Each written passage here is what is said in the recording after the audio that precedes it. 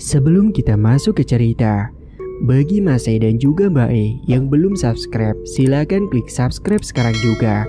Dan bagi yang sudah subscribe, semoga kalian di sana sehat-sehat selalu agar bisa mendengarkan cerita terbaru dari Mang Ripan. Dan tidak usah lama-lama, ini dia ceritanya. Selamat mendengarkan. Pagi itu, seorang pria yang bernama Takim duduk sambil minum teh di teras depan rumahnya, ditemani dengan sepiring pisang goreng yang hangat. Sementara istrinya, yaitu Bu Retno, sedang di dapur dan menyiapkan sarapan untuk pagi itu. Ketika jam sudah menunjukkan pukul 6:15, dua anak mereka, yakni Dimas dan Yani, berebut untuk ke kamar mandi karena takut terlambat ke sekolah. Mereka ini sudah duduk di kelas 2 SMP dan sekolahnya juga bareng.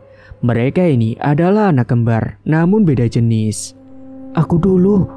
Enggak, aku dulu. Kamu itu adik harus ngalah. Loh kan aku bangun lebih dulu. Tapi kan aku sampai kamar mandi dulu. Bu Retno sontak melerai mereka dan menyuruh kakaknya yaitu si Dimas untuk mengalah pada adiknya. Sudah. Kalian ini kebiasaan. Setiap pagi kalau mau ke sekolah selalu ribut. Dimas, kamu yang buat sebagai kakak ngalah sama adik toh, ujar Bu Retno. Akhirnya Dimas pun mengalah dan membiarkan adiknya untuk mandi terlebih dahulu. Namun dia tetap masih merasa kesal. Dan setelah keduanya selesai mandi dan berbenah, mereka kemudian sarapan bersama. Setelah sarapan, kini mereka berpamitan kepada kedua orang tuanya untuk langsung berangkat ke sekolah. Pak, Bu, kita berangkat dulu ya. Iya anak-anak, kalian hati-hati ya di jalan, timpal bapaknya. Dimas dan Yani ini berangkat dengan menggunakan sepeda motornya dan mereka berboncengan karena memang jarak sekolahnya itu lumayan jauh dari rumah. Sementara Bu Retno kemudian lanjut membersihkan piring kotor usai sarapan tadi. Kemudian Pak Takim tiba-tiba menghampiri dan berkata kepada Bu Retno, Bu, Ibu sudah nyiapin syarat untuk ritual nanti malam belum? Aduh, iya Pak, Ibu lupa. Ternyata Bu Retno lupa untuk menyiapkan beberapa sesajen sebagai syarat suatu ritual yang akan mereka lakukan. Dan terpaksa Pak Takim pun harus ke pasar untuk membeli beberapa sajen itu. Ya udah kalau gitu, biar Bapak pergi dulu ke pasar untuk membelinya ya. Iya Pak, hati-hati ya. Maaf ya Pak. Kala itu Pak Takim dengan motornya langsung menuju ke pasar. Ketika di perjalanan, dia juga menyapa orang yang dikenalnya. Pak Takim ini dikenal ramah oleh warga sekitar. Dan mungkin nanti setibanya di pasar, sekalian dia mau mampir ke kiosnya yang sudah ada karyawannya sendiri. Pak Takim dan Bu Retno ini adalah pengusaha penjual seblak. Awalnya memang mereka ini jualan sendiri, namun karena kini mereka sudah sukses, mereka kini hanya tinggal menerima hasilnya saja. Dan bahkan Pak Takim ini sudah buka 3 kios di tempat yang berbeda. Dan semua kiosnya itu selalu ramai pembeli dan juga sudah ada karyawannya. Namun ternyata semua jerih payahnya tersebut bukan asli kerja kerasnya dari dulu, melainkan ada campur tangan sesuatu sehingga mereka bisa sukses dalam waktu cepat. Setibanya di pasar, Pak Takim langsung membeli beberapa sesajen dan juga 1 ayam cemani. Yang anehnya Pak Takim ini hanya minta darahnya saja, bukan dagingnya. Namun si penjual tidak terlalu kepo soal Pak Takim. Yang penting dia bisa dapat uang. Bahkan Pak Takim tidak mengambil daging ayam tersebut. Sehingga si penjual ayam itu akan menjual daging itu lagi kepada pembeli yang lain. Dan setelahnya Pak Takim pun langsung membungkus daging dan bunga-bunga yang sudah dibelinya tadi dengan plastik hitam yang berlapis agar tidak ada yang curiga. Pak Takim kemudian mampir ke kios utamanya yang memang ada di pasar itu. Setibanya dia langsung disambut oleh beberapa karyawannya. Pak Takim langsung beranjak ke sebuah ruangan kotak yang memang dibuat khusus untuk Pak Takim kalau misal dia sedang mampir ke kios. Dia masuk ke dalam ruangan yang hanya berkipas angin itu.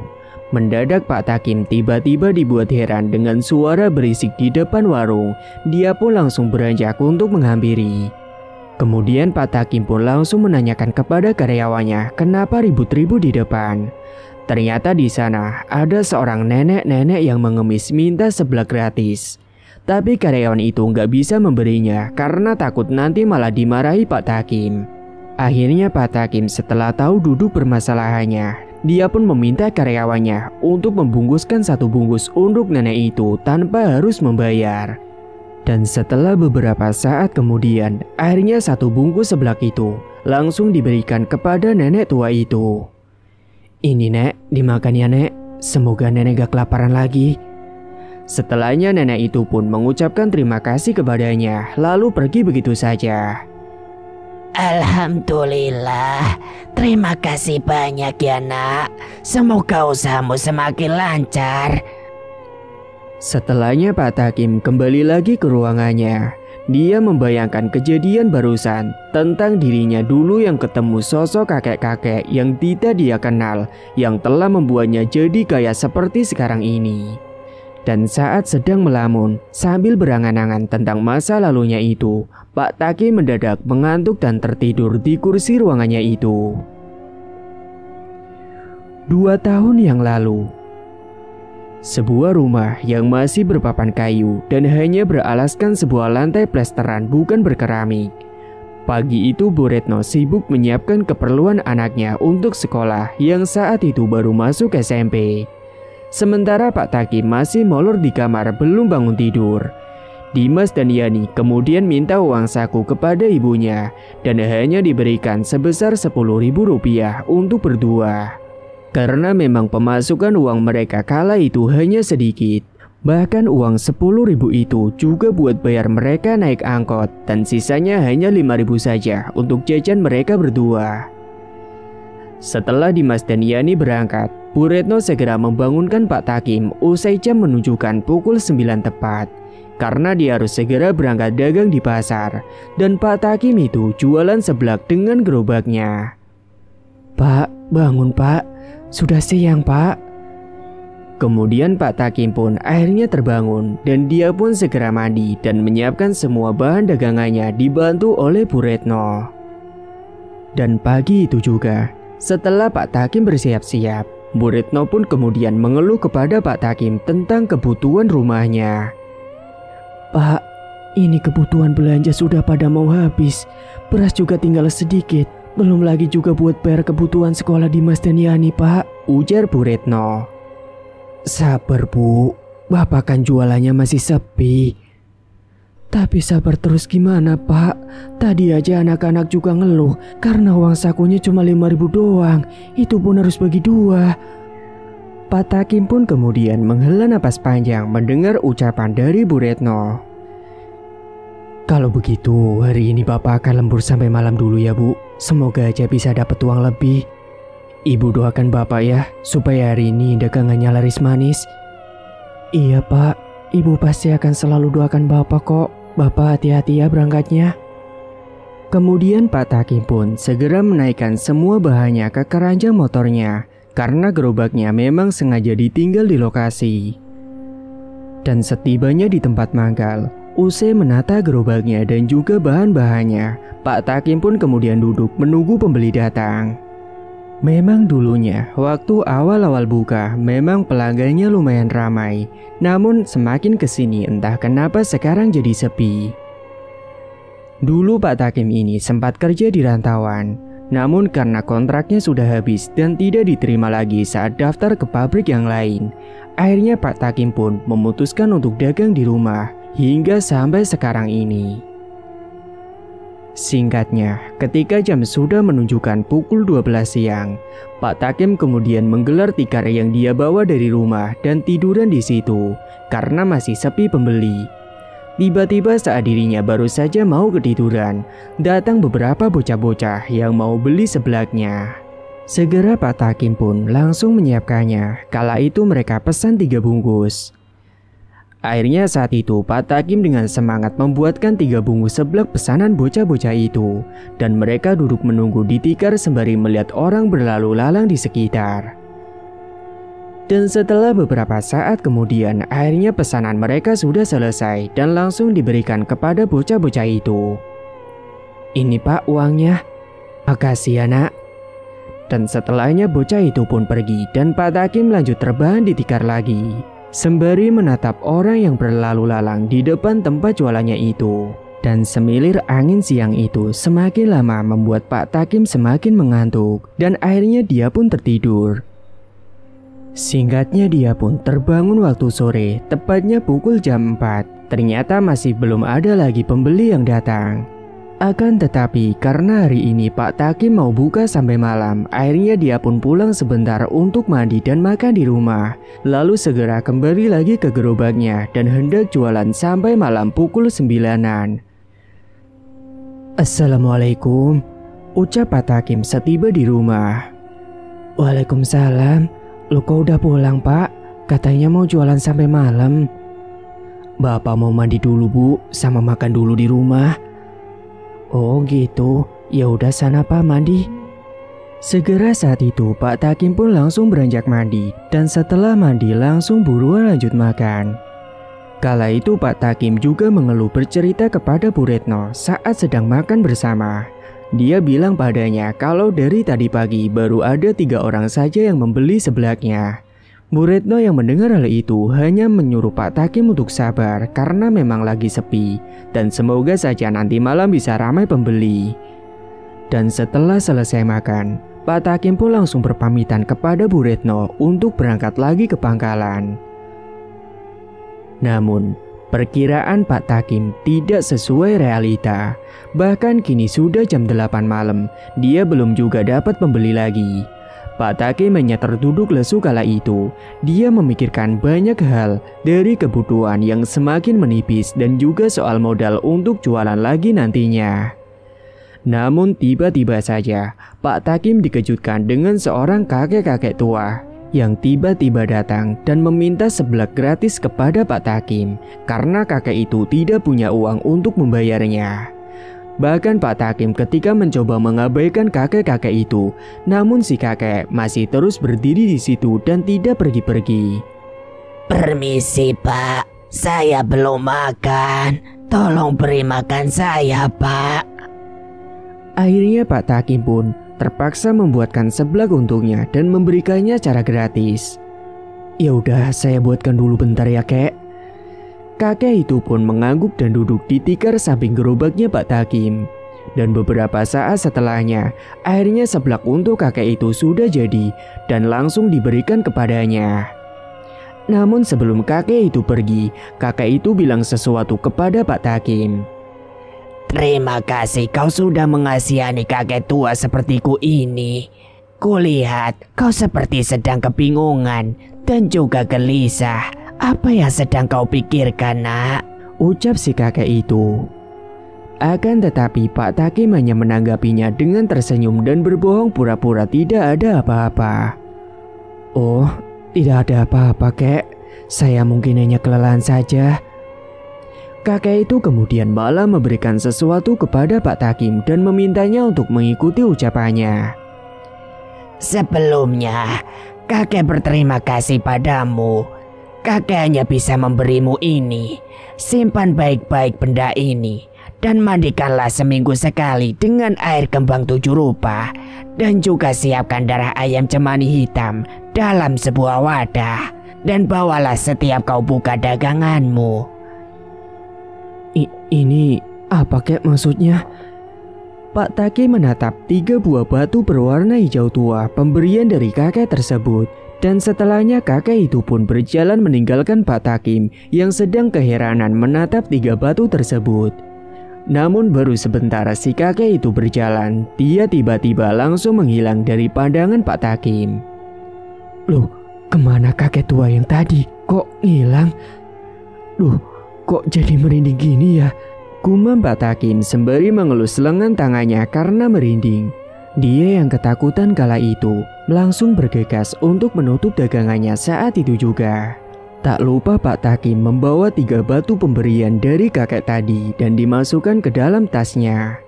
Saat itu Pak Takim berjalan mengendarai motornya menuju ke rumah. Akan tetapi dia masih terus kepikiran tentang ucapan kakek tua tadi.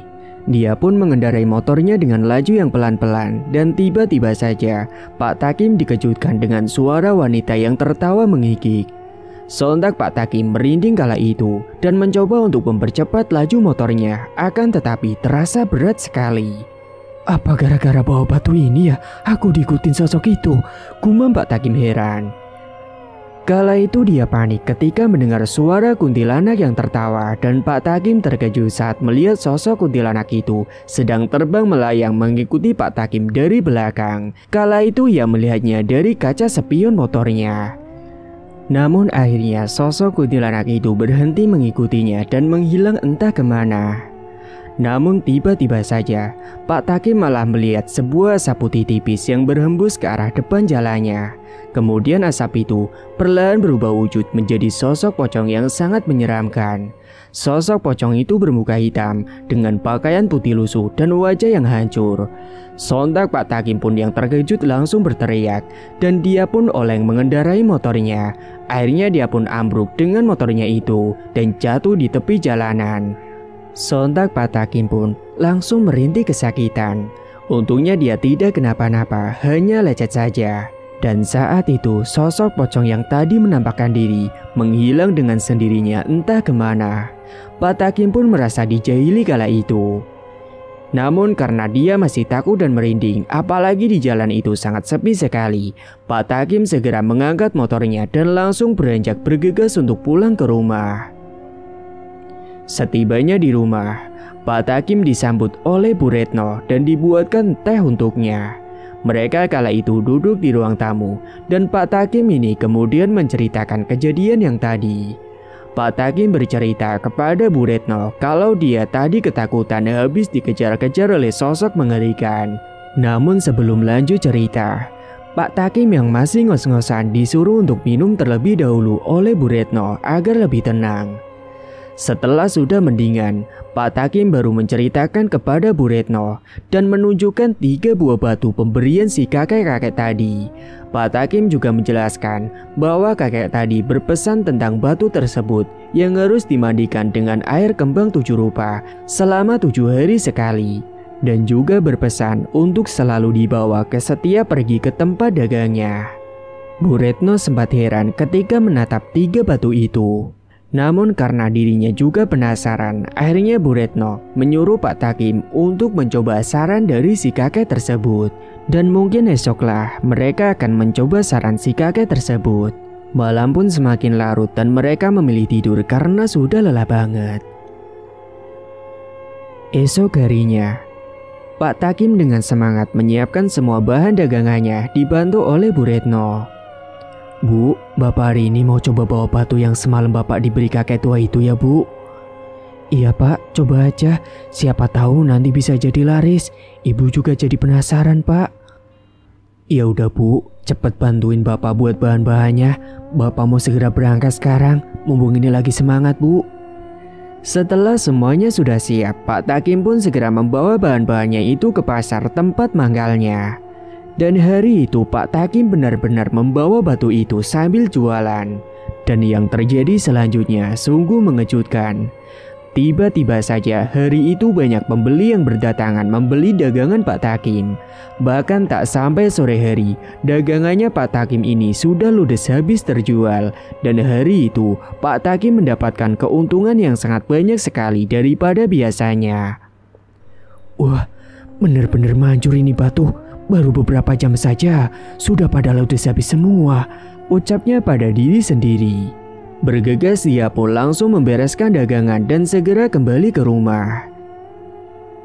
Dan beberapa saat kemudian Pak Takim pun akhirnya sampai juga di rumah. Bu, Ibu, teriak Pak Takim. Ada apa sih Pak? Baru pulang bukannya ngucap salam malah teriak-teriak. Usai sampai di rumah, Pak Takim menceritakan semuanya kepada Bu Retno.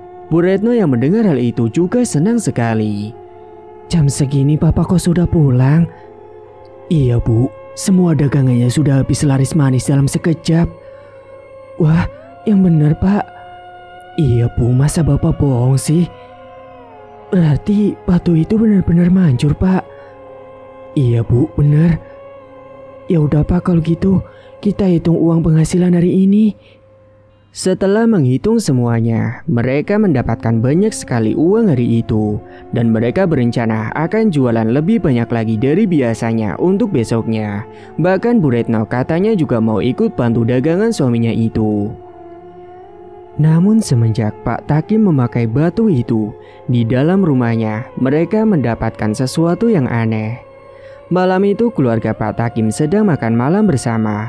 Akan tetapi, mereka tiba-tiba mendengar ada suara ketukan pintu dari luar. "Itu ada tamu ya, Pak?" tanya Bu Retno. "Ya udah, biar Bapak aja yang buka pintunya." Saat itu Pak Takim segera beranjak untuk membukakan pintunya. Namun betapa terkejutnya Pak Takim ketika pintu itu dibuka. Tepat di hadapannya itu ada sosok pocong yang berdiri dengan wajah menyeramkan serta dengan bau anyir darah.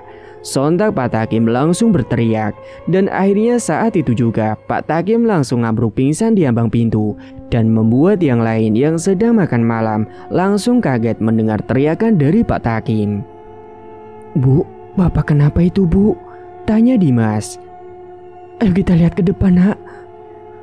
Bu Retno dan Dimas terkejut ketika mendapati Pak Takim telah terkapar di depan pintu. Saat itu Bu Retno dibantu dengan kedua anaknya mengangkat tubuh Pak Takim di kursi ruang tamu, karena kalau dibawa ke kamar takut tidak kuat.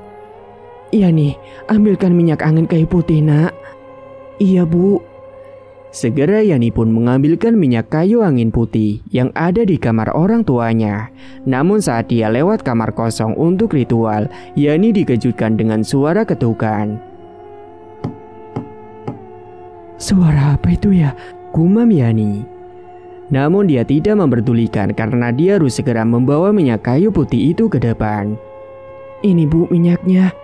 Segera leher Pak Takim dan hidungnya langsung diolesi oleh minyak tersebut. "Pak, bangun, Pak." Sesaat kemudian, akhirnya Pak Takim pun tersadar dari pingsannya dan wajahnya masih kelihatan bingung karena baru sadar. "Bentar, Pak, Ibu buatkan teh hangat dulu ya, Pak." Setelah kembali dari dapur, Bu Retno langsung memberikan teh hangat tersebut. Kemudian Pak Takim dengan perlahan menghabiskan segelas teh hangat yang dibuatkan oleh Bu Retno.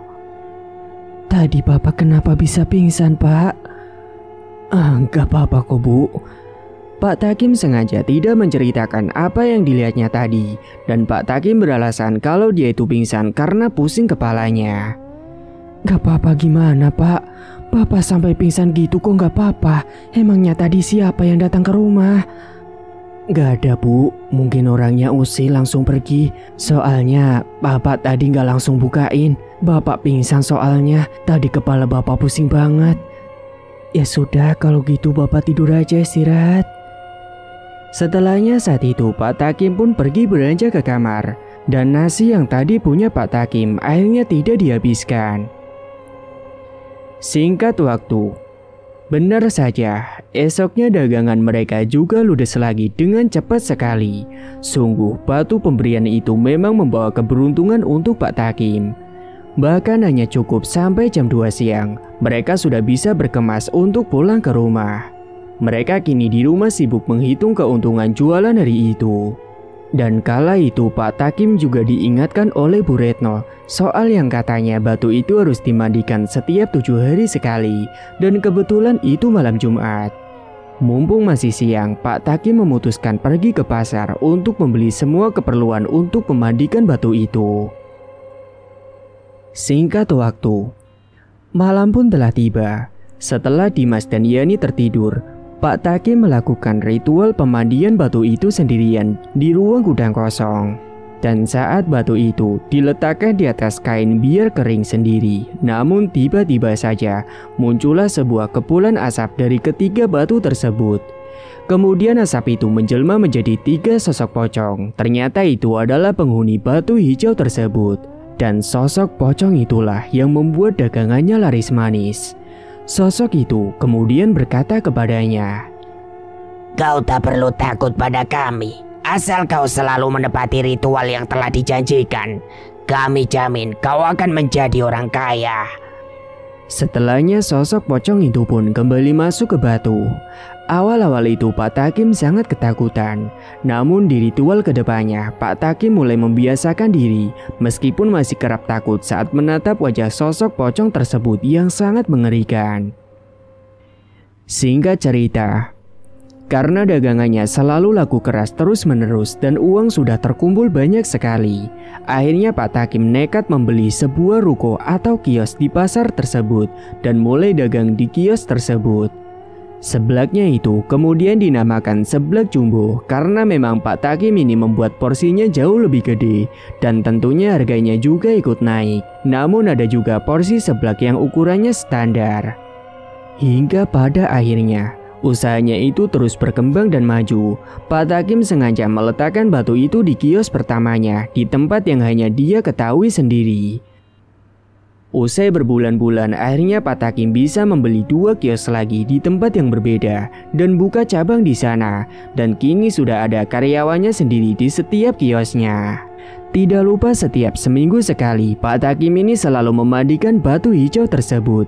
Hingga akhirnya dia pun menjadi orang kaya yang punya banyak uang dan bisa merenovasi rumahnya jadi bagus sekali. Bahkan dia juga bisa membeli kendaraan yang mewah. Kini dia punya mobil sendiri. Semua kebutuhan keluarganya selalu tercukupi. Mereka hidup bahagia karena apa yang diinginkan selalu terpenuhi. Namun, suatu malam Bu Retno yang sudah tertidur, dia terbangun karena dia ingin buang air kecil ke kamar mandi. Lalu dia pun bangkit berjalan menuju ke toilet. Dan setelah dari kamar mandi, tiba-tiba saja Bu Retno merasa haus. Dia pun segera beranjak ke dapur terlebih dahulu untuk mengambil air. Akan tetapi, tiba-tiba saja Bu Retno mendengar ada suara ketukan beberapa kali, membuatnya terkejut. Bu Retno mengira kala itu adalah suara tikus, tapi suara itu terdengar beberapa kali membuat Bu Retno merasa penasaran. Akhirnya dia pun segera menghampiri ke arah suara itu yang berasal dari pintu dapur. Bu Retno perlahan membuka pintu dapurnya dan dia terkejut ketika mendapati sosok pocong yang berdiri tepat di sana. Seketika tubuh Bu Retno langsung terbujur kaku melihat sosok yang mengerikan itu. Namun beberapa saat kemudian sosok itu menghilang dengan sendirinya. Bu Retno yang akhirnya bisa bergerak langsung berlari terbirit-birit masuk ke dalam kamar dengan napas yang tidak beraturan. Bu Retno langsung berlari ke arah kasur dan langsung menenggelamkan tubuhnya di balik selimut. Hingga pada akhirnya dia pun tertidur. Namun kala ia tidur, Bu Retno bermimpi buruk. Dia bermimpi melihat Pak Takim yang sedang berada di ruang tamu. Saat itu Pak Takim mendadak kejang-kejang sendiri. Tubuhnya menjadi kaku, serta kedua matanya melotot dan mulutnya penuh dengan busa. Akhirnya Bu Retno yang melihat itu pun langsung berteriak panik. Namun bersamaan dengan teriakannya itu, Bu Retno juga terbangun dari mimpi buruknya itu. Segera Bu Retno melihat ke samping tempat tidurnya. Ternyata masih ada Pak Takim di sana. Bu Retno pun kemudian lega karena semua itu ternyata cuma mimpi. Kembali ke masa kini. Pak Takim terkejut ketika mendengar suara ketukan pintu dari luar yang begitu keras. Dia pun terbangun dari tidurnya saat ada karyawan yang memanggilnya dari luar. Pak Takim. Ternyata pintu ruangannya itu dikunci dari dalam. Dan ternyata Bu Retno datang ke kios mencari Pak Takim yang gak balik-balik dari pasar. Kemudian segera Pak Takim langsung menemui Bu Retno dan akhirnya mereka segera beranjak pulang ke rumah. Dan Pak Takim juga meminta maaf kepada Bu Retno karena tadi ketiduran. Ternyata saat itu sudah jam 2 siang. Lama banget Pak Takim ketidurannya. Makanya sampai dicari Bu Retno. Singkat waktu, malam pun tiba. Pak Takim beranjak pergi ke ruangan ritual dan mulai memandikan 3 batu yang sudah diambilnya dari kios sementara untuk dimandikan terlebih dahulu. Darah ayam juga sudah diletakkan di wadah serta beberapa sesajen yang sudah disiapkan di sana. Pak Takim langsung membacakan mantra dengan berkomat kamit. Saat itu hembusan angin kencang masuk ke dalam ruangan dan Pak Takim dikejutkan dengan sebuah kepulan asap yang keluar dari 3 batu itu. Perlahan asap itu pun langsung berubah wujud menjadi sosok pocong yang sangat menyeramkan wajahnya. tiga sosok pocong tersebut hadir dan menerima persembahan darah dari Pak Takim. Namun, ada yang berbeda kali ini. Sosok itu tiba-tiba meminta salah satu anaknya Pak Takim untuk dijadikan tumbal pesugihannya. Kali ini kami meminta syarat lebih. Kamu harus memberikan salah satu anakmu untuk dijadikan tumbal, ucap salah satu pocong tersebut. Loh, kenapa anakku? Kan biasanya tidak ada perjanjian seperti ini, protes Pak Takim. Kalau kau tidak mau menumbalkan salah satu anakmu, maka kau sendirilah yang akan menjadi tumbalnya. Mendengar hal itu, Pak Takim langsung ketakutan dan merinding tubuhnya. Padahal sebelumnya mereka akan mencari tumbal sendiri, itu pun bukan dari keluarganya Pak Takim. Pak Takim kaget mendengar syarat itu, dan resiko apabila Pak Takim menolak syarat itu, maka dirinya sendirilah yang akan dijadikan tumbal. Pak Takim pun hanya menganggukkan kepala pura-pura setuju dengan syarat yang diajukan oleh pocong tersebut. Dan setelahnya pocong itu menikmati darah ayam cemani hitam. Lalu setelahnya mereka kembali masuk ke dalam batu lagi. Dan batu itu kemudian disimpan Pak Takim untuk besoknya diletakkan kembali di kiosnya. Namun, karena malam itu Pak Takim belum bisa tidur, Pak Takim memilih keluar rumah duduk di depan teras rumah untuk mencari angin. Namun sebelumnya, Pak Takim membuat kopi terlebih dahulu ke dapur. Namun karena air panasnya habis, dia pun harus masak air dulu. Sembari menunggu airnya panas, tiba-tiba saja Pak Takim dikejutkan dengan suara wanita yang memanggil dirinya. Dan suara itu mirip dengan suara Bu Retno yang sedang meminta tolong. "Pak, tolong Pak," ucap suara itu dari luar rumah. Pak Takim pun langsung terperanjat. Dia pun segera menghampiri ke depan untuk melihat apakah itu benar Bu Retno. Saat itu Pak Takim mengintip terlebih dahulu dari balik jendela. Memang benar di sana terlihat ada Bu Retno yang berdiri di depan pintu. Akhirnya Pak Takim pun langsung membukakan pintu untuk istrinya yang ada di luar. Entah tanpa sadar atau tidak, Pak Takim tidak ingat kalau padahal Bu Retno malam itu sudah tertidur pulas di kamarnya. Ketika pintu dibuka, betapa terkejutnya Pak Takim saat Bu Retno yang ada di luar itu menoleh ke arahnya. Ternyata itu bukan Bu Retno, melainkan sosok kuntilanak yang menyerupai istrinya. Sosok kuntilanak itu sangat menyeramkan sekali. Wajahnya hancur penuh dengan darah. Tubuhnya Pak Takim langsung kaku melihat hal itu. Dia pun gemetaran. Namun untungnya sesaat kemudian sosok itu pun menghilang begitu saja, seakan meledek Pak Takim. Setelahnya Pak Takim yang tubuhnya sudah tidak kaku lagi, dia pun langsung beranjak ke dapur untuk mematikan kompor. Dan dia yang ketakutan akhirnya tidak jadi duduk di depan teras rumah, dan malah langsung beranjak lari ke dalam kamar untuk segera tidur. Esok harinya, Pak Takim kelihatan lemes. Dia kepikiran apakah dia akan benar-benar tega menumbalkan anaknya sendiri. Dan dia tidak akan menceritakan itu kepada Bu Retno karena pasti Bu Retno pun akan menolak. Karena setahu Bu Retno selama menjalani batu penglarisan itu tidak memakan tumbal sama sekali. Pagi itu sekitar pukul 10 pagi.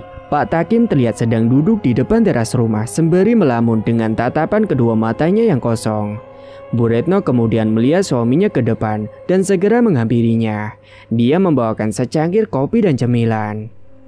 "Pak, ini kopinya," ucap Bu Retno sembari meletakkan kopi dan cemilan di atas meja.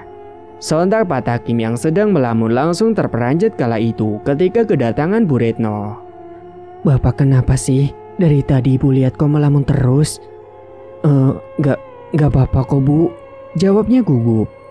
Lalu Pak Takim langsung menyeruput kopi dan mengambil cemilan yang sudah dibuatkan oleh istrinya itu. Pak Takim benar-benar gak mau cerita pada Bu Retno dan berbohong kalau dia itu sedang baik-baik saja, padahal dia sedang tidak baik-baik saja. Hingga berhari-hari kemudian, Pak Takim memang tidak sanggup ngorbanin anaknya jadi tumbal. Dia telah mantap dan memilih dirinya saja nanti yang akan dijadikan tumbal. Dan sebelum hari ritual tiba, mendadak Pak Takim ini tidak seperti biasanya. Tiba-tiba dia menemui Bu Retno dan berkata maaf padanya. Namun dia tidak menjelaskan maaf itu untuk apa dan karena apa. Dan saat malam hari, Bu Retno dan Pak Takim yang ada di dalam kamar hendak tidur, mereka cerita terlebih dahulu. Kala itu Pak Takim pun dengan serius meminta maaf kepada Bu Retno. Bu, Bapak minta maaf ya sama Ibu. Minta maaf kenapa, Pak? Ya, Bapak pokoknya minta maaf saja sama Ibu kalau Bapak punya banyak salah sama Ibu. Bapak jangan ngomong seperti itu ah. Ibu pasti sudah maafin Bapak kok. Emangnya ada apa sih, Pak? Namun Pak Takim hanya tersenyum dan kemudian menyuruhnya untuk segera istirahat. Setelah Bu Retno tertidur, namun Pak Takim kala itu belum bisa tertidur karena dia masih memikirkan beberapa hari lagi dia harus siap untuk menjadi tumbal atas pesugihan yang dilakukannya itu.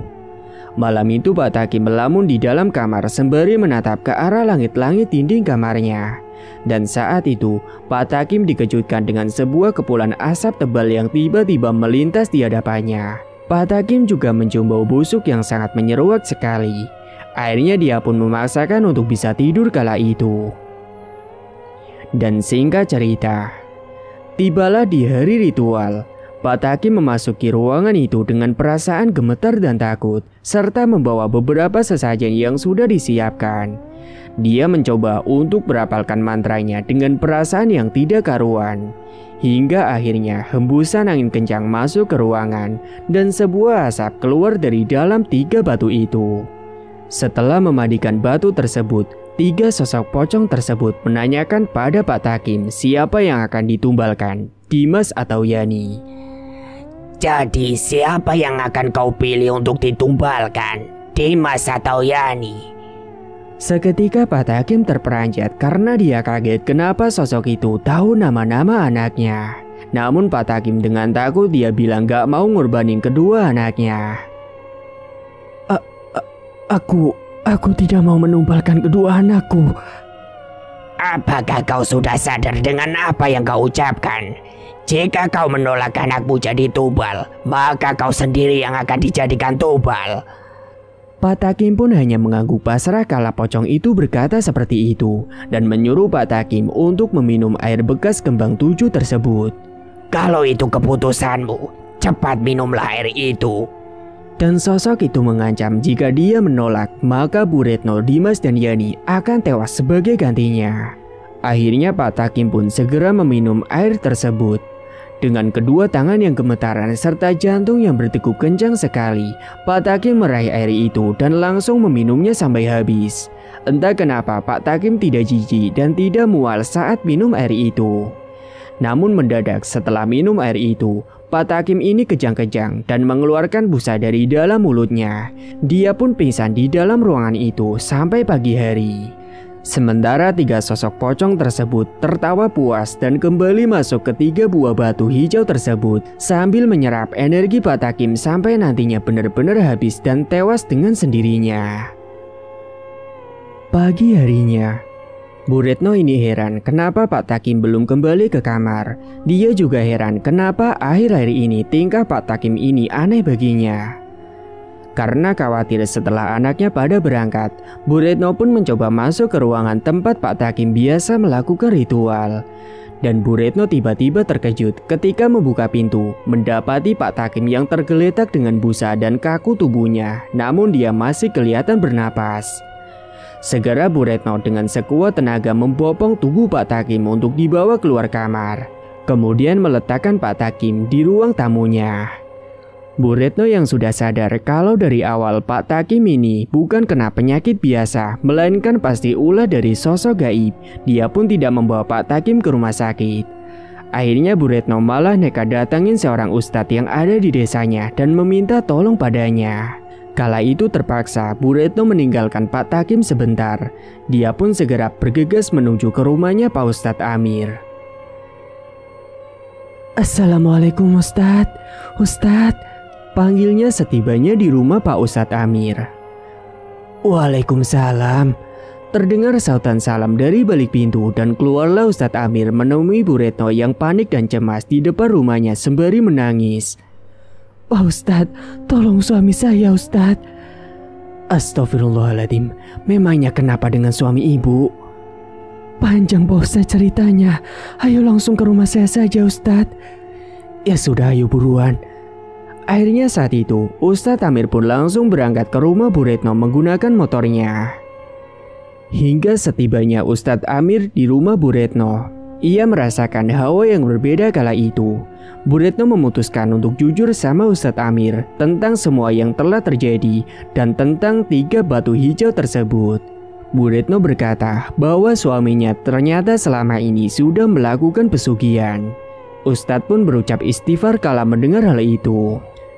Kemudian Bu Retno menjelaskan secara rinci bahwa suaminya itu mendapatkan 3 batu hijau dari seorang kakek-kakek, dan kemudian suaminya disuruh si kakek tersebut untuk memandikan 3 batu hijau tersebut setiap sekali dalam seminggu dengan kembang 7 rupa.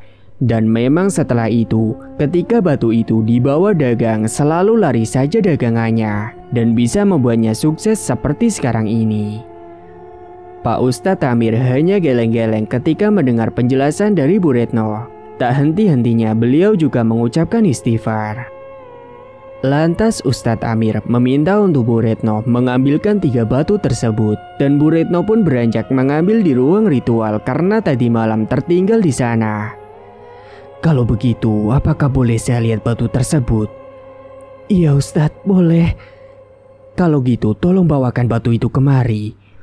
Setelahnya batu itu pun diberikan kepada Ustadz Amir, dan Ustadz Amir meminta baskom berisi air, dan setelahnya Ustadz Amir membacakan doa pada air yang ada di baskom itu. Setelah baskom berisi air itu sudah diambilkan Bu Retno, kemudian langsung didoakan oleh Ustadz. Batu itu kemudian diletakkan di dalam baskom itu. Suatu hal mengejutkan terjadi saat 3 buah batu itu diletakkan di baskom. Tiba-tiba batu itu meledak dan membuat air tumpah kemana-mana dan batunya hancur tak berbekas. Dan bersamaan dengan itu, tubuh Pak Takim mendadak kejang-kejang dan ia lalu kesurupan salah satu pocong penghuni 3 batu itu. Sosok pocong itu marah dan berkata kalau Pak Takim ini sudah jadi tumbal sebagai bayaran atas kekayaan yang dia miliki saat ini.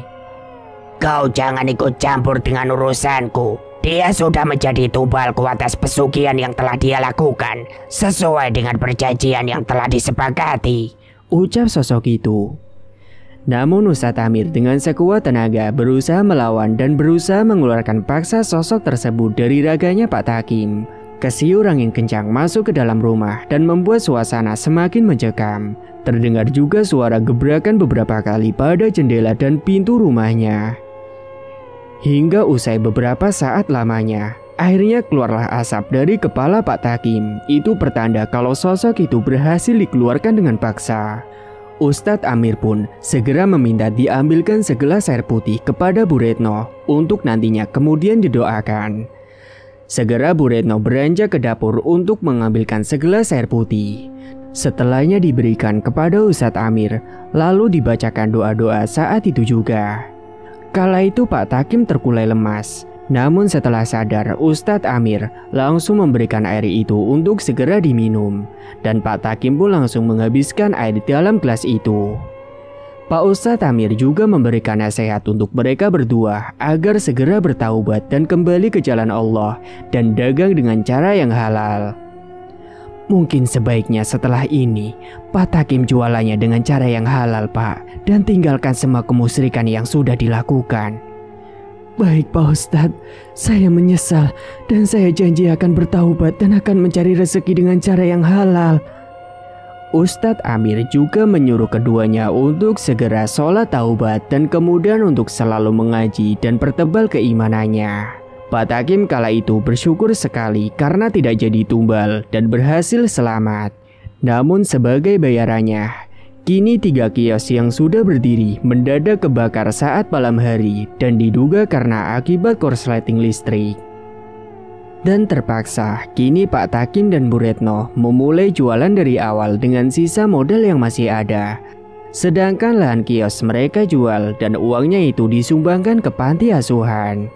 Pak Takim dan Bu Retno kini memilih untuk hidup seadanya lagi dan hidup rukun dengan keluarga bersama dengan kedua anaknya.